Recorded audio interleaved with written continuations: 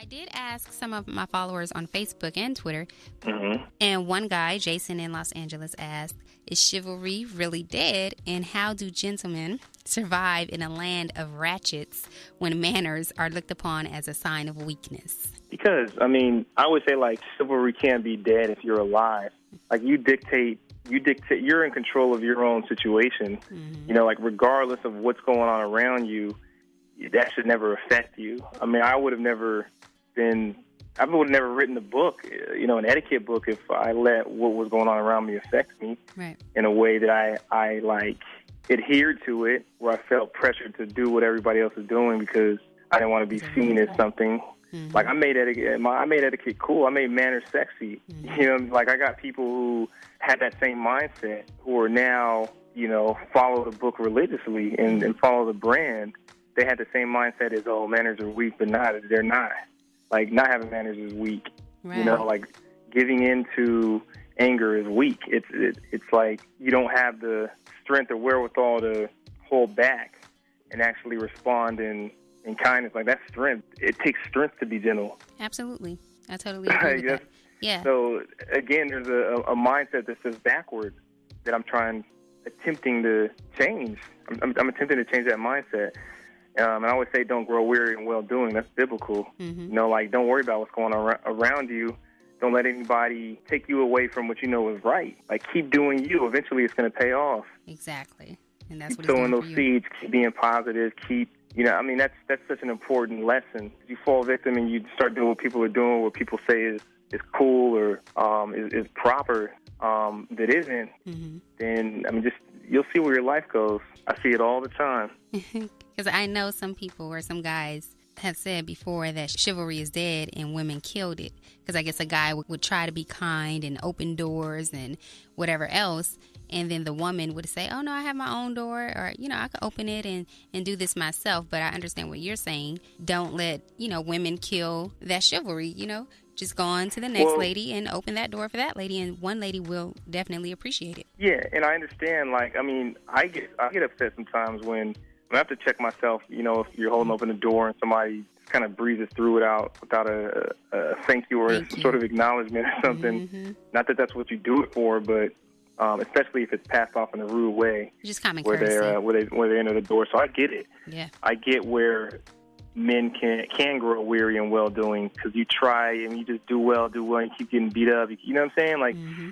you're not seeing it for how it's supposed to work. I get that, which is why another reason why I wrote this book. Yeah. It's important to have balance. You can't be. It's not about being some. If you're corny, be embrace your corniness and be you corny. Some woman's gonna like that, but being a gentleman and being Bereola is about being you. And same with the ladies' book and just applying what applies. Right. Take away what you feel you can rock with. This book is a suggestion. Mm-hmm. It's like, hey, look at all this stuff, but just pick and pull what's applicable to you. Throw away the rest. I was going to ask, were you always this way, or was there a situation that made you? I was raised this way, so I always knew. I had the ammunition, so to speak. It was there. And the core of me was always, I was always like good. The core of me was good, a good intention, all that. Mm-hmm. But everybody knows intentions mean nothing. So it was just more about, I think with me, it just occurred with growth, okay. With growth and maturity, because I was definitely a player. I was a playboy the majority of my life, I was a kind gentleman. I was honest in my endeavors for the most part. There was a couple of relationships that were a little shaky, but in terms of my single life, I was generally very honest with the women I dealt with. Mm-hmm. In terms of my intentions, in terms of what to expect from me. Mm-hmm. I was pretty upfront. Okay. But I still lived a single life as I should have. So no, I wasn't always. I think with obviously again with growth and maturity came a better version of me. Because there's some people that they'll have a past that made them believe certain things now or write about something now, but a lot of people don't open up about, oh, well, yeah, I was a player before and now I'm a reformed player or whatever, and, I'm a better person now. I think we have a responsibility if we have anybody looking at us, if we have an audience, to be honest in our journey, to be somewhat transparent and kind of show people like what it really is and what to really look for, instead of a facade and staged models and videos and rented vehicles and rented homes and stuff like that. Like, really show these people what it is. Yeah. Otherwise, they're going to strive for that. They're not going to get it, and they're going to think something's wrong. Right. Absolutely. No, I could totally get on that topic, but I won't, because I'm in the radio and music industry. I could really get into that, but I won't take it there. I had another question from a Facebook friend, Sarah Sharp. She asked, what's the best approach to meeting someone besides the internet? I think it's important to diversify your experiences. A lot of times a man or woman will say, man, these people in LA, these women in LA they ain't nothing, These men in LA ain't ish.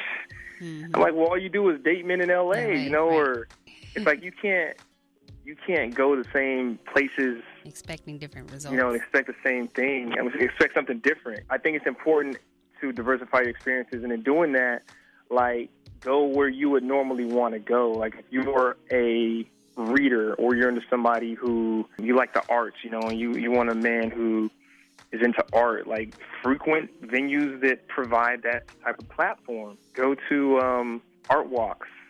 Like, involve yourself and engulf yourself in that community, in the communities of the things it is that you're interested in and your interests. Right. You'll begin to meet people who are kind of into the same thing that you're in, and be open.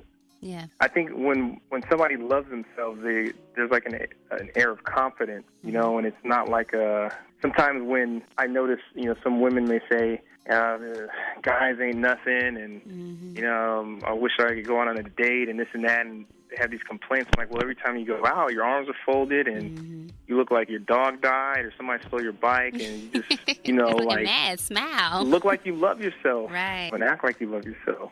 And it'll show to the next person. Yeah. All right, so I'm going to wrap it up. It was so great talking to you, Mr. Bereola, or Bereola. It was an honor and a pleasure. Yeah, so Hill Harper said, this book reminds society of one thing. Women are the greatest creation and should be treated that way. And I totally agree with him. Everyone, make sure you get this book, Gentlewoman, Etiquette for a Lady from a Gentleman. It's on Amazon.com right now. Thank you so much for calling in. Thank you. Thank you so much for calling in. Thank you so much. I really appreciate you.